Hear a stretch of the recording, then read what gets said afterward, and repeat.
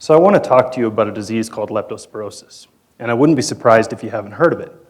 In developed countries like the United States, it's not a major problem, at least not yet.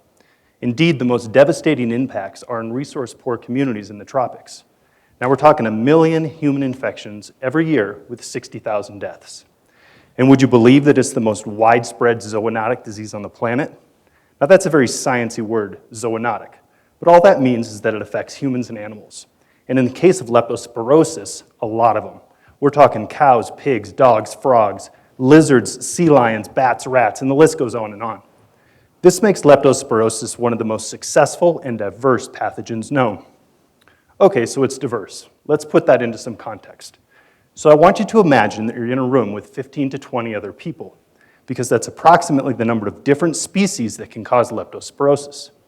Now, in your imaginary room, I want you to identify a trait that's shared and identical among everyone. Now, what I mean by that is, does everyone have exactly the same color eyes or the same shaped nose? Well, of course not. But when you're talking about a diagnostic for a bacterial disease, that's exactly what you're hoping to find. Now, most diseases are caused by a single species, and so identifying a trait that's shared within that species but unique from others is not terribly difficult.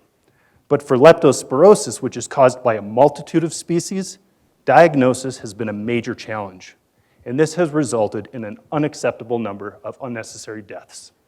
So how do we solve this problem? The solution will most certainly lie in the bacteria's DNA. By simply sequencing the full diversity of these bacteria, we can identify a shared trait to develop our diagnostic. Problem solved. It's so simple and easy. We'll just sequence all the DNA. Why hasn't anyone thought of this? Well, of course somebody's thought of it. But the problem is, in order to sequence a bacteria's DNA, you have to be able to grow it in the lab. And leptospirosis-causing bacteria don't grow well in the lab. But there is hope. My research project has been to painstakingly optimize a technology to sequence the full diversity of these bacteria without the need to grow them in the lab.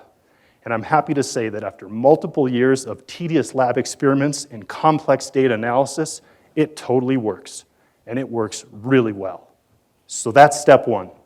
The next step will be to use this technology to sequence the full diversity of leptospirosis-causing bacteria in the hopes of identifying a shared genetic trait that can be used to develop our simple, reliable, and widely accessible diagnostic for leptospirosis, and in turn, help save lives. Thank you.